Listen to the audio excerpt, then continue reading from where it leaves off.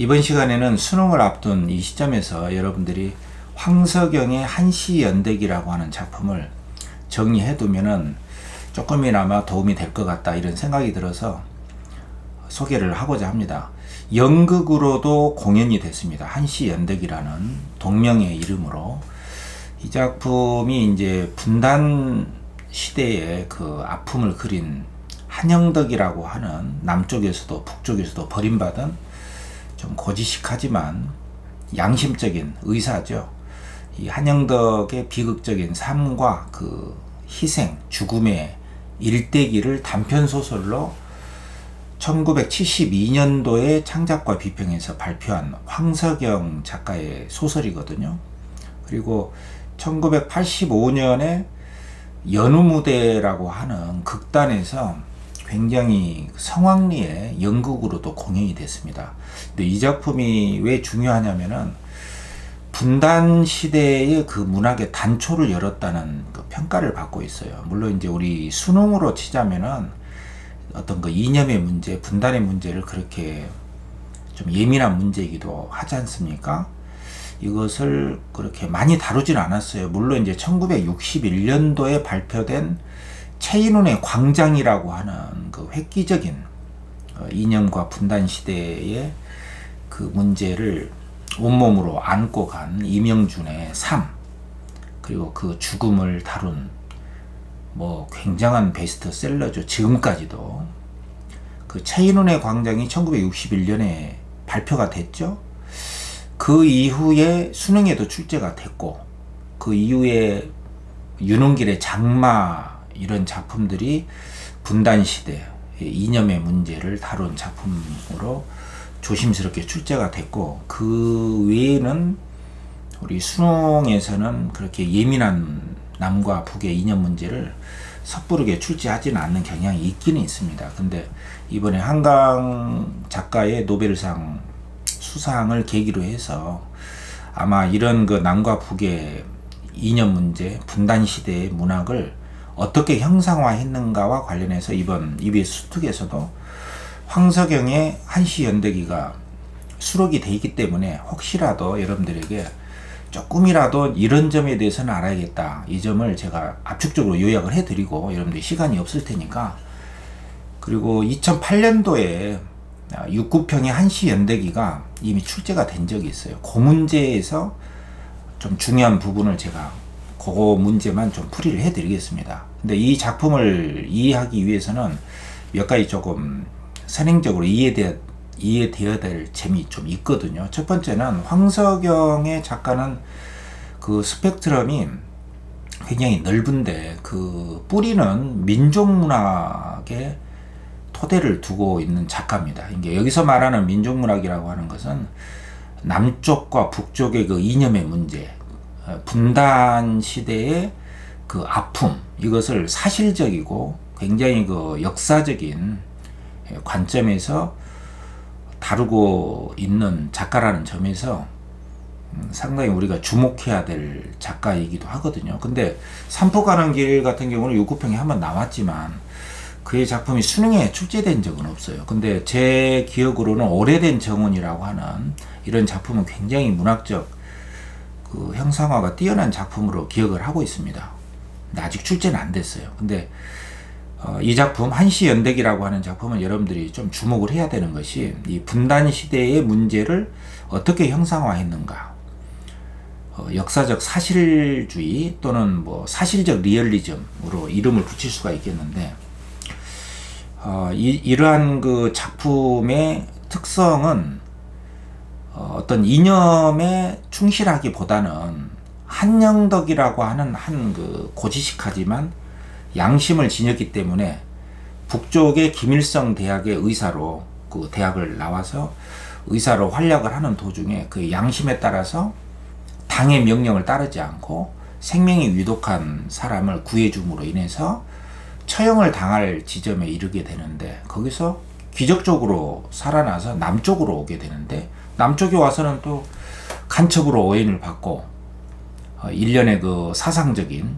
이념적인 문제의 인물로 찍혀가지고 또 그 다른 사람의 사기에 걸려들어 가지고 이쪽에서는 또 남다른 고초를 겪어야만 했고 의사로서 활동도 못하고 나중에는 장의사에서 일을 하다가 비극적인 죽음을 끝마치는 그런 일생으로 돼 있거든요. 그러니까 남북 분단의 문제를 한 역사 속에 희생이 되는 한 인간의 비극적인 삶과 죽음의 문제로 형상화했다는 점에서는 역사 속의 시대 속의 인물의 문제로 또 성격적인 차원과 관련해서 훌륭하게 형상화했다 이런 평가를 받고 있습니다. 그러니까 좀 알아둬야겠죠. 근데 이게 연극으로도 굉장히 성황리에 국내에서 호평을 받았어요. 근데 그 연극이 서사극, 여러분들 서사극이라는 거 좀 아십니까? 브레이트가 본격적으로 연극에 도입한 것인데 정통 연극에서는 몰입과 모방을 중심으로 하지 않습니까? 그러니까 극중의 공간하고 이 현실의 공간이 딱 분리가 돼가지고 극중에 몰입을 해서 우리 자신을 잊어버리잖아요. 이게 전통 연극인데 서사극에서는 배우가 관객한테 말을 건네기도 하고 또 막 해설자가 나타나서 그 관객들한테 해설을 직접 해주기도 하면서 극중 공간하고 현실 공간의 경계를 무너뜨린단 말이에요. 그래서 이러한 그 경계의 무너뜨림, 이런 해체주의적인 연극의 그 주안점, 그것이 겨냥하고 있는 그것은 그 목표는 뭐냐면은 어떤 관객들의 몰입과 어떤 그 극중에 그 몰입이 돼서 자신을 잊어버리는 그것을 차단시키는 거예요. 그래서 결론적으로 관객들의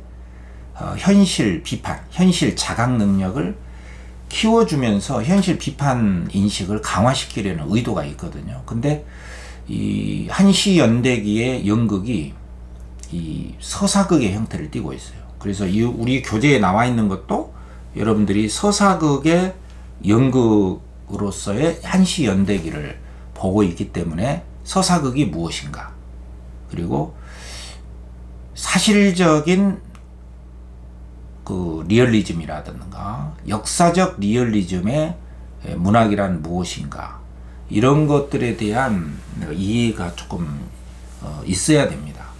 근데 이 이야기를 하는 이유는 이제 올해 한강 작가가 노벨상 문학상을 수상했지 않습니까? 근데 역사 속에 희생된 또 한 번도 이루받지 못한 광주 항쟁이라든가 제주 4.3 사건의 학살의 그 문제를 한강 작가가 이제 현대에 와서 그려낼 때 그 방식이 우리 이 황석영 작가의 역사적 리얼리즘, 민족적인 관점에서 사실 그대로, 이걸 하드보일드 체라고 하거든요. 그러니까 굉장히 무미건조하게 감정을 제거하고 있는 그대로 사실적인 것만 드라이하게 기자가 기록하듯이 이런 식으로 써나가는 게 하드보일드 문체라고 하는데, 그런 것을 가장 잘 보여준 작가가 염상석, 황석영 이렇게 이어진다고 평가가 됩니다. 그래서 이런 그 문체적인 문제, 이런 작품의 경향들을 한강 작가의 노벨 문학상의 특징과 견주어서 이해를 하면 훨씬 풍요롭게 우리가 문학을 감상할 수가 있거든요.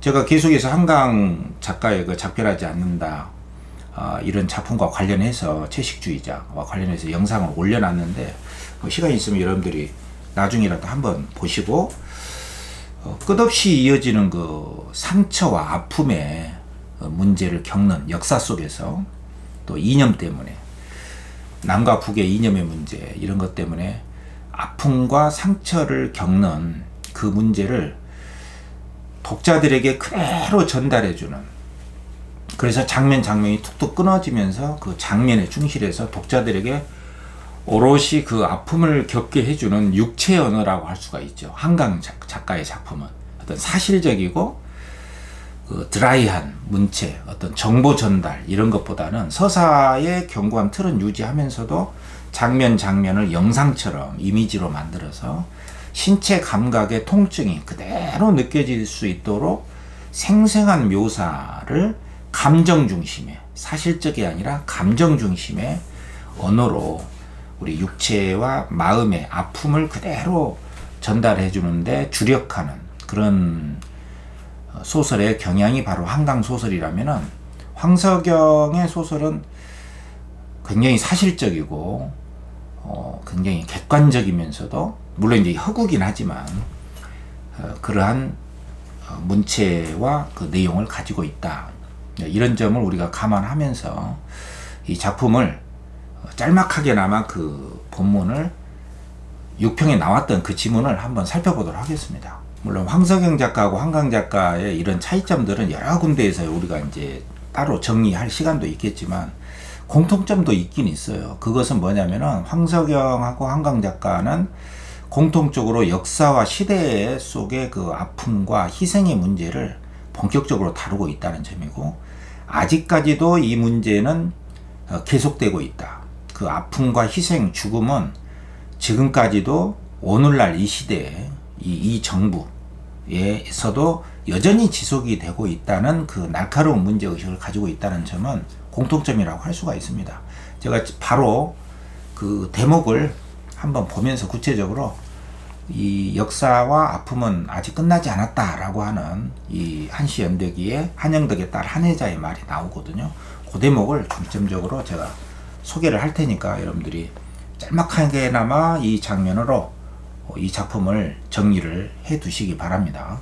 자, 이 한시 연대기가 2008년도 6평에 나왔고요. 이번 EBS 교재에도 나왔거든요. 그래서 여러분들이 여기 나온 대목만 제가 압축적으로 좀 소개를 하고 문제 한 두 문제만 한번 풀어보는 것으로 정리를 하도록 하겠습니다.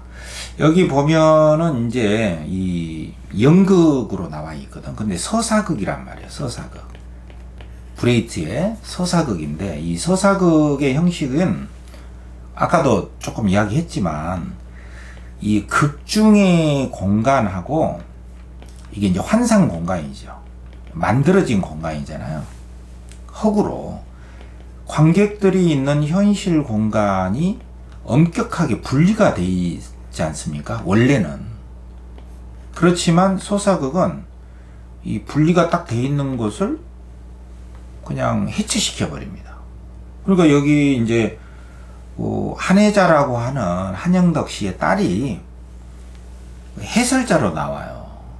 여기 보면은 모시적삼을 입은 한영덕이 무대의 오른쪽 무대 아래에서 염을 하고 있어요. 그러니까 장의사에서 일을 하고 있거든. 이 사람이 김일성 대학의 의사인데, 유능한 의사입니다. 근데 거기에서 이제 북쪽에 협조를 하지 않는다 라는 이유로, 자신은 양심적인 의사로 활동했지만 당장 그 당의 명령을 따르지 않았다 라는 이유로 처형을 당한 시점에서 기적적으로 살아나서 남쪽으로 왔는데, 남쪽에서도 간첩으로 오인을 받고 의사로서 정상적인 활동도 못하고 장의사에 들어가서 시체, 염이라고 하는 것은 시체에 그 옷을 싸고 장례식을 치르는, 몸을 다뤘기 때문에 그 일을 하고 있는 거예요. 여기 이제 과거 장면이죠. 그 수술 장면에서 사용됐던 수술대나 환자용 마네킹이 그대로 이용이 되고, 허름한 옷차림의 강노인, 이 사람이 이제 장의사입니다. 장의사 들고 등장한다. 차트를 넘긴다. 1972년 서울. 이런 그 역사적인 다큐멘터리가 연극에서는 소설에 없는, 뭐 70년대는 이러한 일이 있었고 분단 시대에 세계사적으로 이런 일이 있었고, 이런 이제 차트가 이렇게 쫙 소개가 돼요. 사실주의적인 성격이 상당히 연극에서는 더 가미가 된 것이죠. 강노인은 올려놓고 소주병을 두고 조용히 엎드려서 잠을 자고 있는데, 이제 갑자기 여학생 교복을 입은 한혜자가, 한영덕의 딸이거든. 한영덕을 바라보면서 오른쪽 무대 위로 올라가는 거야. 그러니까 뭐 그림으로 치자면 어떻게 됩니까? 오른쪽에 무대 아래쪽에서는 한영덕이 있는 것이고요, 오른쪽에 무대 위에서는 한혜자가 있는 것이죠. 이 아래에는 한영덕이 있는 것이고, 근데 이 두 사람은 지금 하나의 시 공간에서 있지 않은 것이잖아요. 그러니까 이 사람이, 한혜자가 관객을 향해서 직접 이야기를 하는 거예요. 한혜자는 배우이면서 여기 등장인물이죠. 관객한테 직접 말을 건네는 거예요. 그러니까 이 극중 공간하고 관객이 있는 현실 공간을 해체시켜 버린 거죠. 이게 서사극입니다. 그래서 이 서사극이 노리고 있는 것은 이 한혜자의 설명을 통해서 관객들이 극중 몰입을 차단당하게 되잖아요. 극중 몰입이 차단된다. 이 말이 굉장히 중요합니다. 극중 환상성이 파괴가 되는 거야. 그러면서 관객들은 극중의 몰입이 차단된 상태에서 배우의 설명, 해설자이면서 배우의 설명을 듣고 현실 인식을 강화시키게 되는 결과를 갖는 거예요. 근데 요즘이 굉장히 중요하거든. 그래서 이게 이제 과거라고 한다면, 한영덕이가 장의사에서 일하고 있는 이 부분이 과거라고 한다면, 한혜자가 말하고 있는 부분은 현재예요. 현재. 그러니까 현재와 과거가 서로 다른 공간에서 동시에 펼쳐지고 있는 것이죠. 이게 병렬식 구성이거든. 병렬식 구성이라고 합니다. 이게 굉장히 중요한 용어거든. 그러니까 서로 다른 공간에서 서로 다른 사건이 동시에 나란히 펼쳐진다. 이게 병렬식 구성이에요. 그래서 한혜자가 위로 올라가서 하는 말이 뭐냐면은, 오늘 아침에 아버지가 돌아가시다는 전보를 받았습니다. 난 아버지에 대해서 하는 게 없습니다. 날마다 허리를 앓거나 날마다 포금을 하던 술꾼이라는 기억뿐이고, 아버지는 식구들과 말로 건네지 않고 항상 골이난 사람처럼 보였고, 술 깨면 무슨 이상한 소리가 환청이 들린다면서 송으로 틀어막고 지냈었죠. 나는 자라는 동안 양친의 일가 친척집에 거의 왕래를 하지 않고 살았습니다. 그 어느 쪽에서도, 남과 북 어느 쪽에서도 혈육의 대접을 기대할 수가 없었거든요. 내가 태어나서 지금까지 아버지가 의사 노릇을 했었다는 기억이 없습니다. 나는 아버지가 의사인지도 몰랐으니까요. 요 말이 바로 현재 무대 위쪽에서 현재 배우이면서 해설자가 돼서 관객한테 직접 말을 건네고 있는 대목이에요. 이게 직접 제시잖아요. 그리고 바로 밑에는 한영덕이가 염을 끝내고, 자 이제 염은 끝났어. 이승에서 못다한 일 저승에 가서라도 꼭 이루시오 하고 강노인이 엎드려 있는 관 쪽으로 걸어간다. 요게 이제 과거, 한영덕 씨가 죽기 이전에 장의사에서 일했던 한혜자 아버지의 과거 행적을 지금 무대의 위쪽 아래쪽에서 동시에 펼쳐 보이고 있는 것이거든. 그러니까 관객들은 무대 위에서는 현재 한혜자의 해설을 듣고, 무대 아래에서는 한영덕의 과거 행적을 보고 있는 셈이죠. 관객들은 동시에 두 개의 일을 보고 있는 거야. 이게 병렬식 구성이거든. 그래서 여러분들 여기 보면은 31번 이 문제가 굉장히 중요한 문제거든요. 그 제일 마지막에 보면은 한혜자가 이런 말을 합니다. 여기 나오죠. 한영덕 씨가 사망했다는 전보를 받고서도 울음이 나오지 않았습니다. 난 그가 살았던 시대를 새롭게 실감했기 때문이죠. 아버지 한영덕 씨는 시대와 더불어 캄캄한 어둠 속에 박제될 거예요. 저 정지된 폐허 가운데 들꽃과 잡초에 뒤덮여 쓰러진 녹슨 기관차처럼 그의 매장은 아직 끝나지 않았습니다. 그러니까 역사와 시대 속에서 남과 북의 이념적 대립 속에서 희생되고 극심한 상처 속에서 살다가 죽어간 자기 아버지의 삶, 그것은 지금 이 시대에도 여전히 유효하다. 이념의 대립 문제는 아직 청산되지 않았다. 이러한 희생과 죽음의 문제는 지금도 여전히 현재 진행 중이다. 이 메시지를 전하면서 끝난단 말이에요. 그러니까 관객들은 극중 몰입에 흠뻑 젖어 있기보다는 현실 인식을 갖게 되는 것이죠. 자, 요거는 여러분들이 꼭 알아야 되거든. 한혜자가 말하는 부분을 A라고 하고, 이거 말하기죠? 관객한테 직접 말하기잖아. 한영덕과 강노인이 대화하는 부분은 이게 과거란 말이에요. 과거. 이건 극중 공간이잖아요. 이걸 B라고 할 때, 자, 1번. 극중 시간은 다르잖아요. 과거, 현재. 한혜자는 현재, 강노인하고 한영덕은 과거. 병렬적 구성. 이 말 이해하죠? 서로 다른 공간에서 동시에 서로 다른 일이 펼쳐진다. A는 말하기 중심이고 배우면서 관객한테 직접 한혜자가 말하고 있고, B는 극적이에요. 물론 이게 다 극적이지만 인물들의 대화나 행위만 그냥 보여주는 거예요. 해설자가 없다는 것이죠. 맞죠? 그 A는 관객의 정서적 몰입을 제한한다. 이 말이 이제 굉장히 중요한 말인데, 극적 환상을 뭐 하는 거야? 차단시킨다는 거예요. 배우인데 해설을 해버리니까, 관객한테 직접 말을 해버리니까 관객들은 몰입을 하는 게 아니라 해설자의 해설을 직접 듣는단 말이에요. 어떤 나레이터처럼, 나레이션을 듣는 것처럼 직접. 그러니까 극중 몰입을 못하고 차단이 되면서 극중 환상성이 와장창 깨지면서 정서적 몰입을 제한한다. 이 말 굉장히 중요한 말이거든. 맞고. 근데 A는 갈등의 내용이고 B는 갈등의 원인이다. 그러면 한혜자의 갈등의 그 원인이 바로 B 때문이라는 것이죠. 한영덕과 강노인 때문에 지금 한혜자가 갈등을 겪고 있다. 그것이 아니죠. 그것이 아니라 한혜자는 바로 이 자기 아버지의 비극적인 삶, 그것을 관객들한테 해설하고 보고를 해주는 거예요. 물론 그것으로 인해서 한혜자가 이제 심리적인 어떠한 문제가 없었다고 보기는 어렵지만, 이것은 관객들한테 해설하고 보고하는 거. 아버지의 죽음은 아직 끝나지 않았다. 이 시대에는 이런 문제가 지금 남아 있습니다. 남북 대립의 이념적 대립의 문제, 보수와 진보, 극우 반공 세력하고 민주 진보 세력, 이 문제가 우리나라에 극심하게 전개되고 있잖아요. 이걸 단순히 소개해 주는 거예요. 한혜자의 갈등의 원인이 여기에 있다, 이런 것이 아니다 이거죠. 그것 때문에 한혜자가 막 고민하고 막 갈등하고 있는 건 아니잖아요. 인과의 오류입니다. 자, 요것만 좀 잘 이해하면 여러분들이 이후 문제도 잘 이해할 수가 있다.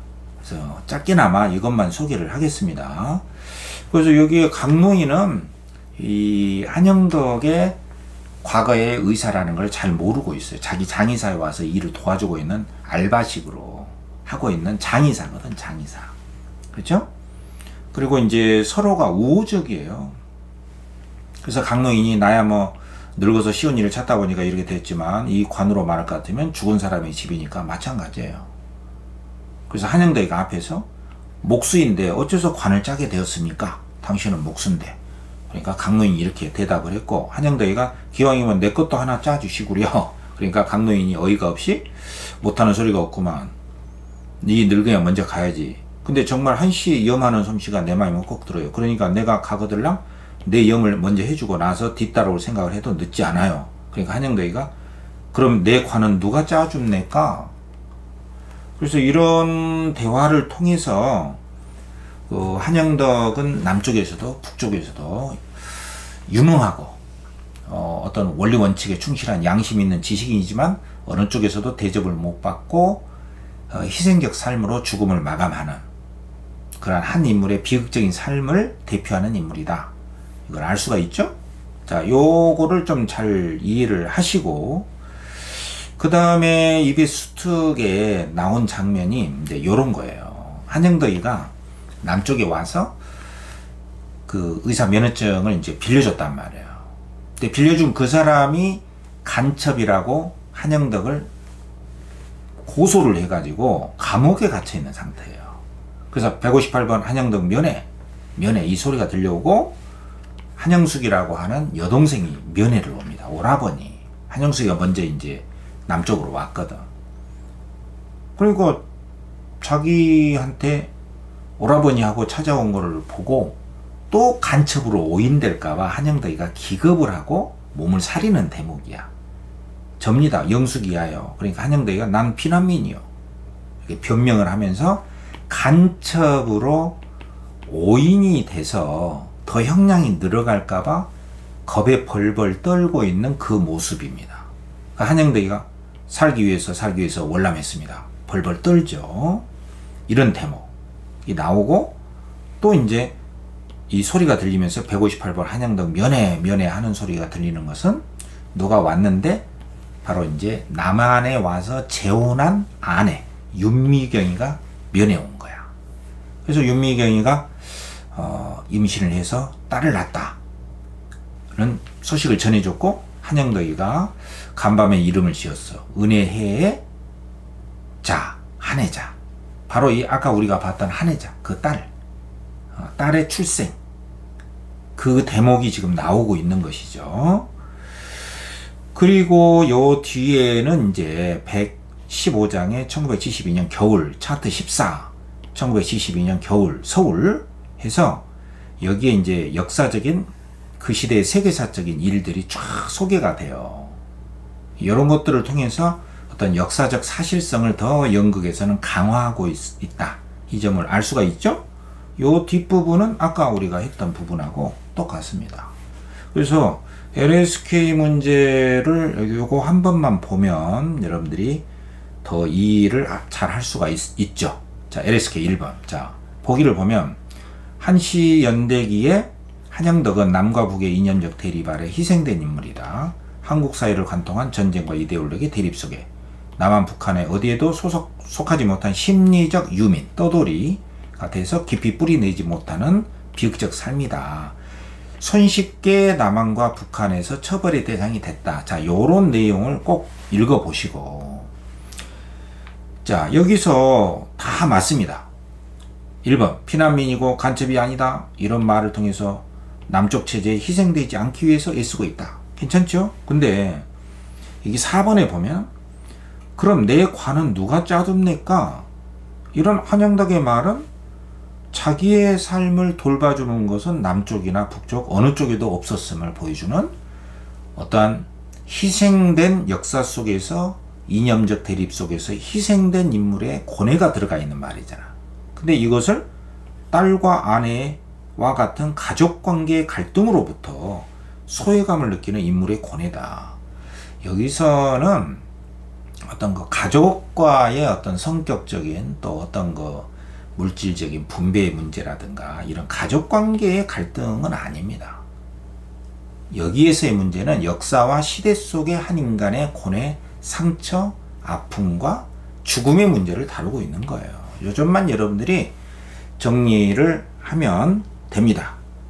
자, 그래서 오늘은 한시연대기 황석영의 그리고 한시연대기라는 이름으로 공연된 서사극 연극적인 특성, 그리고 황석영 작가의 작품 세계를 한강소설의 작품 경향과 더불어서 짤막하게나마 여러분들이 수능 직전에 이것만큼은 좀 알았으면 좋겠다. 그런 점들을 압축적으로 소개를 했습니다. 자, 수고했습니다.